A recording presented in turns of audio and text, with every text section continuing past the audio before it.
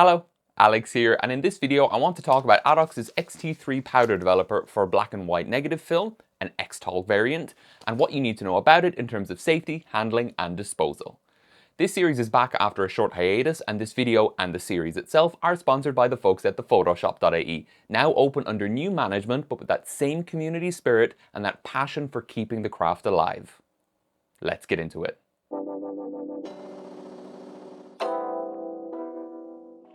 As always, I need to start off with my usual legal disclaimers. The opinions expressed within this video are my own professional and educated opinions. I have a PhD in chemistry and my job focuses heavily on chemical waste management at a nearly industrial level, but they are just my opinions and don't overrule or supersede any of your local laws or regulations, nor do they constitute legal advice on behalf of myself or the folks at the Photoshop.ie. If you have any general queries, please drop a comment, send me an email or a DM, and I'll be happy to help if I can, but for more pressing matters, contact your city, council, or other regulatory board. I also want to give a huge shout out to Tim Soderstrom of Bit by Bit Photo, who has significantly more experience with XT3 than I do. I've only been using this stuff for a couple of months at this point, since my last batch of Xtol eventually expired. And he's helped me with some of the more long-term queries that, I don't have the personal hands-on experience to answer just yet, so thanks very much to Tim.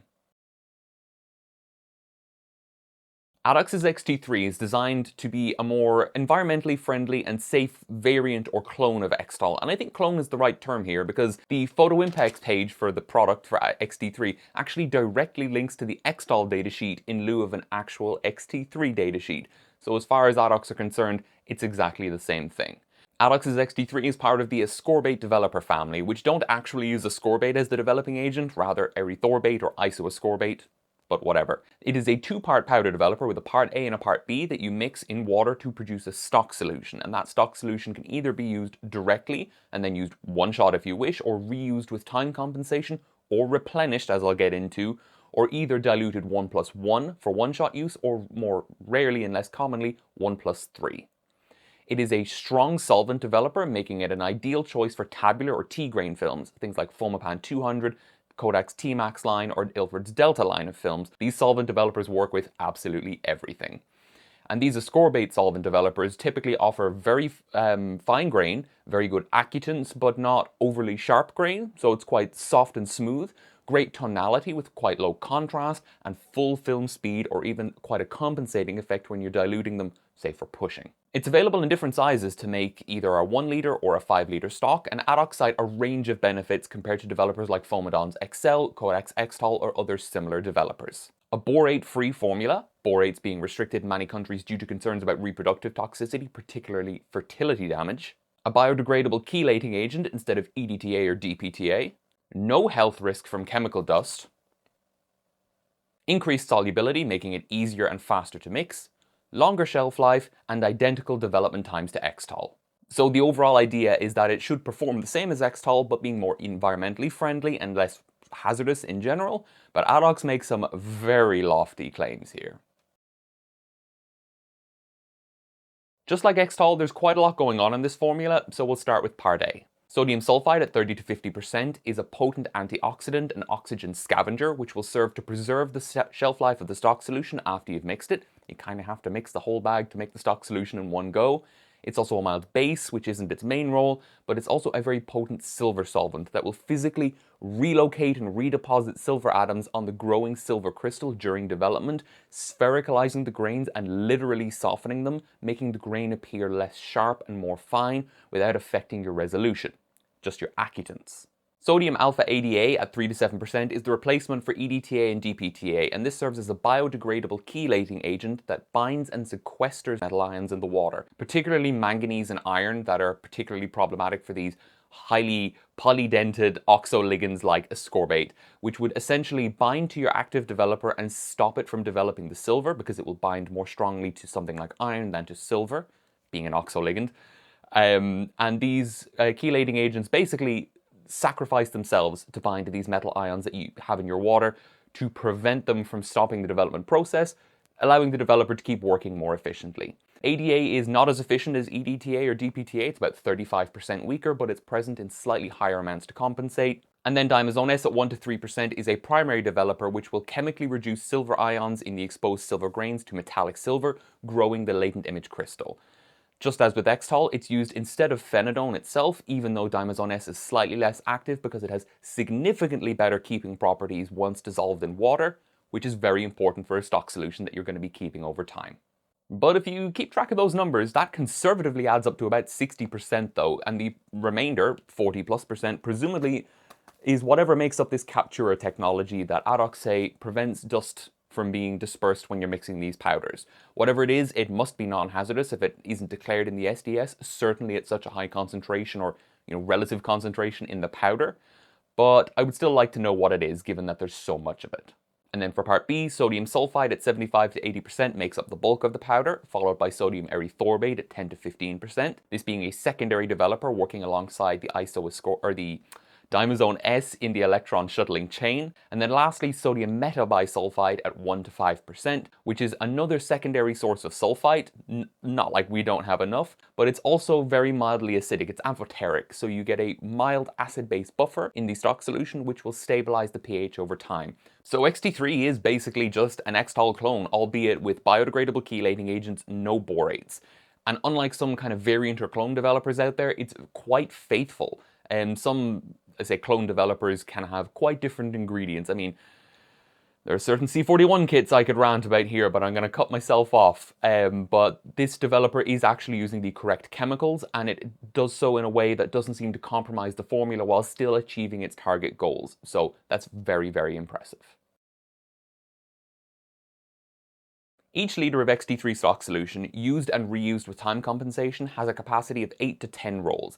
That is quite a bit less than 10 to 15 rolls per litre for Xtol. So you're talking 40 to 50 rolls for the 5 litre pack versus 50 to 75, so like 2/3 to 3/4 as much film. I don't know if that's because of some difference in testing standards, maybe Adox are holding things to a higher standard for what they consider to be working, or if the difference in ingredients does in fact compromise the long-term usability of the developer. Maybe the lack of borates does mean once it gets older, it kind of precipitously falls off a cliff in terms of its performance. I don't know, but all I can say is that the officially stated capacity is quite a bit lower. However, even though it's not officially supported or recommended, and there is no datasheet to talk about this, XT3 does work very well with replenishment, and this is something that Tim has done quite a lot.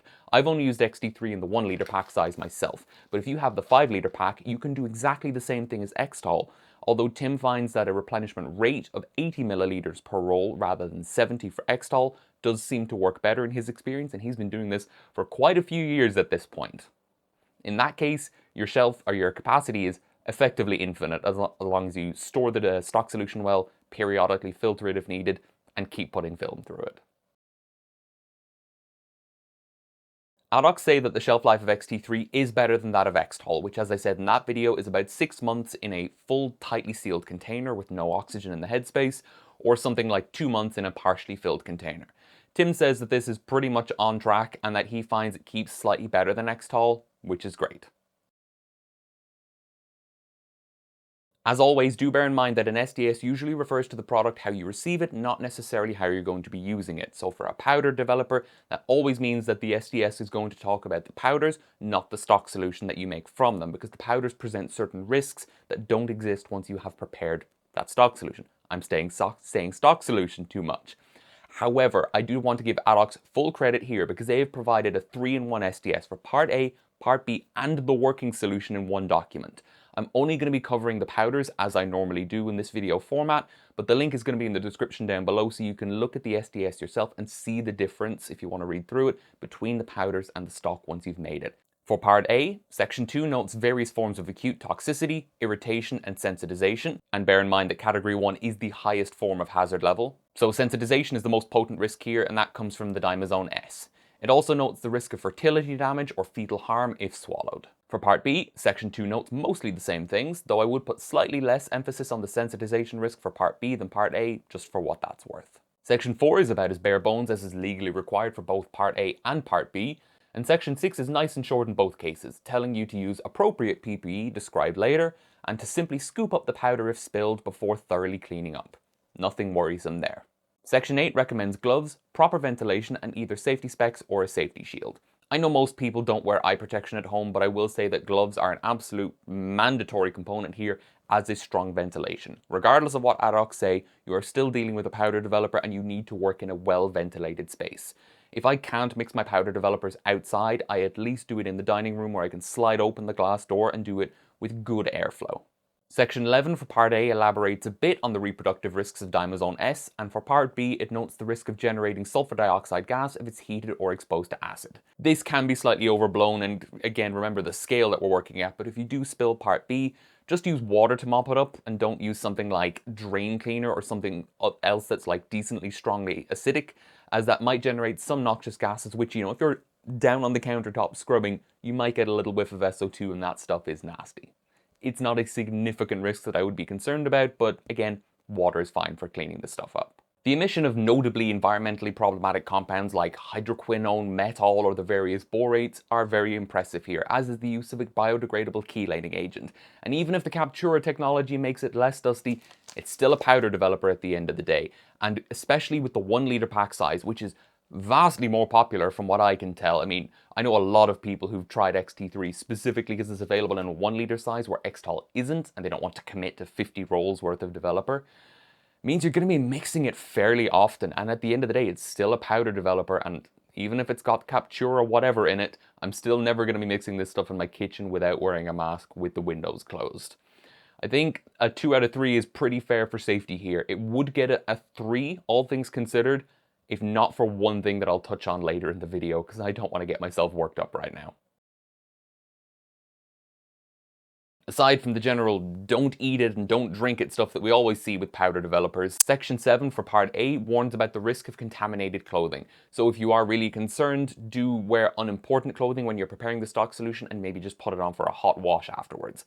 It's not a significant risk for home use, but if you are concerned, that's all it would take. For Part B, it notes the risk of an explosion and warns against smoking when handling the powder. You shouldn't be smoking when mixing your developers anyway, and the Captura technology does seem to lessen the amount of dust significantly, but there is still a non-zero amount of dust. Look up flour mill explosions if you want to see an extreme case. That's not going to happen in your home, but don't smoke when you're mixing this stuff. And then Section 10 just says the usual, reiterating the risk of producing sulfur dioxide gas on exposure to strong acids. In a practical sense, XT3 behaves pretty much the same as Xtol. It's non-viscous, non-odorous, the calculations are easy, either using it stock with simple replenishment method or time compensation with a table, or diluting it 1:1 or 1:3. What's 500 ml at 1:1? 250 plus 250. It's a lot easier than working out something at like 1:15, so it's a very simple developer to use. It's also great that XT3 dissolves quite a bit more quickly than Xtol, making it easier to make the stock solution, so you may not have to do things like quote-unquote dissolve it and then leave it for a day to fully dissolve with the super ultra fine particles you can't really see before it's really usable. You don't have to worry about that with XT3. In Tim's experience, the times are usually on par, as Adox say, though he does find that XT3 is sometimes slightly more active for certain films, meaning the required development time is a little bit shorter. He said his testing wasn't 100% scientific, but he uses a printalizer. Tim knows what he's talking about, so I will just say that if you get slightly too dense negatives compared to what you're used to if you're a diehard Xtol fan, maybe dial them back just a little bit. I think for XT3, a 2 out of 3 for handling is fair. You know, as simple as it is to use, you are still dealing with a powder developer, and again, particularly in the 1 liter pack size, you're going to be dealing with all that quite a bit more often, needing to think about things like deionized water or possible wine bags or butane spray, compared to something like DDX, which is probably the closest developer in terms of performance to these ascorbate developers. It's just stuff that you have to think of that you might not have to with other things. So I think it's worth, you know, knocking a point off. 2 out of 3 is pretty fair. For our purposes, Section 12 provides no relevant information, and Section 13 says in both cases that you should just follow your local rules. Okay then. Just like Xtol, don't think about it, stock solution, diluted working solution, straight down the drain. The environmental consequence of this stuff, from our perspective, is 0. Don't think about it, 3 out of 3 for disposal, super easy.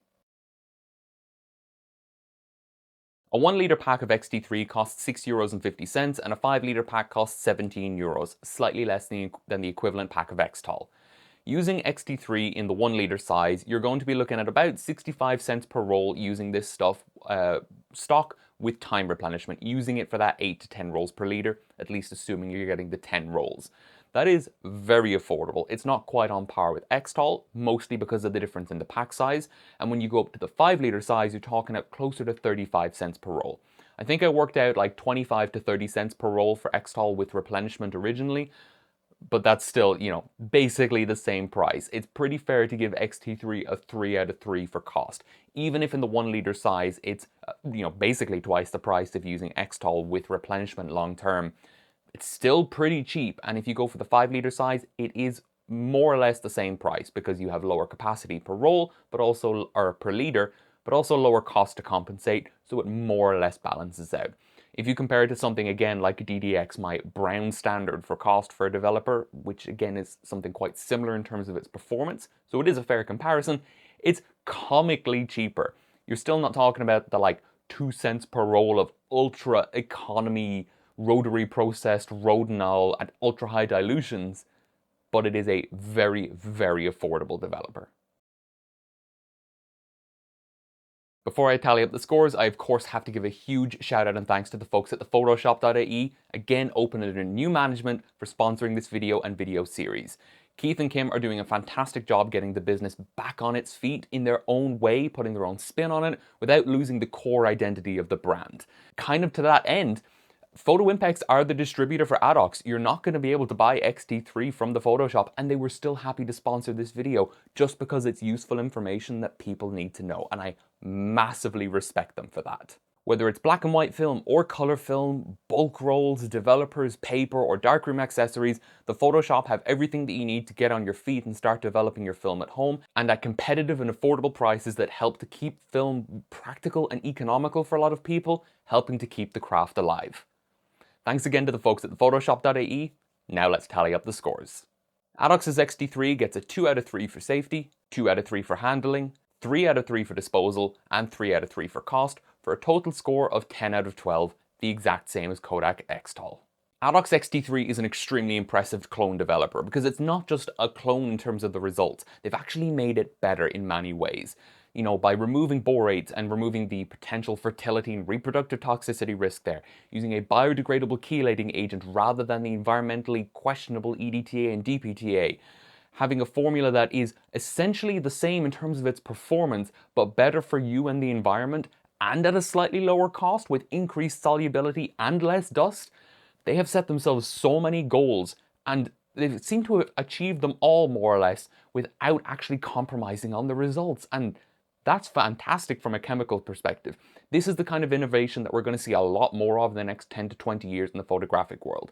Finding ways to keep the high standards that we expect without actually compromising on the results. Some people are quite, doomers about this whole kind of thing, saying that, in 10 years we'll only be left with Rodinal because all the cool developers will be banned.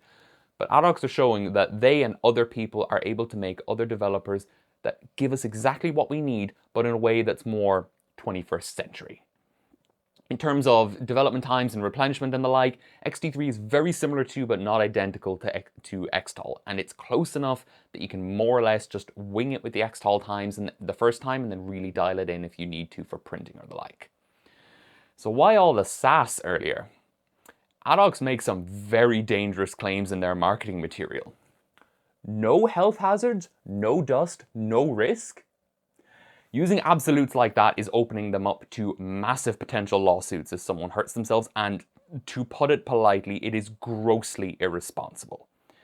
To be honest, I think that XT3 is the only powder developer I would ever give a 3 out of 3 for safety, because the level of dust it produces is significantly lower than anything I have ever used. Non-zero, but significantly lower. However, I am refusing to give it a 3 out of 3 for safety on the basis that Adox are making that very risky claim, because if they tell you it's safe, you're going to be complacent, and complacency breeds accidents. If Adox do ever revise that marketing, whether it's through seeing this video or through just general common sense, I would say, I don't think it's harsh to call them out for their malefaction here whatsoever, then I will retroactively bring it up to a 3 out of 3, no questions asked. However, as it stands, they are overestimating and overstating the safety benefits of the Captura technology, and that is not something I'm willing to put, my stamp of approval on at all. That said, XT3 in itself, regardless of the marketing, is a fantastic developer. Just like Xtol, fine grain, full film speed, incredible image quality with gorgeous tonality and low contrast to let you do whatever you want in post. And the fact that it's available in the 1 liter size is kind of the biggest appeal for me. I use too many different developers these days, whether it's for my own sake or for testing different things, and I don't want to have a 5 liter stock floating around. So to be able to have just a glass bottle with a liter of this stuff sitting around in it is really nice. It just makes it easier for me to have access to this developer and like, okay, yes, it's more expensive per liter than the 5 liter kit, but if I end up throwing away 3 liters or 4 liters because it's gone bad, because I'm not using it, because I'm using something else, then this stuff does work out cheaper, even in the smaller pack size. I'm massively impressed by what Adox have done here on the chemical side. I really just think they need to fix their marketing. That's all I have to say for this video, so stay safe, and bye-bye for now.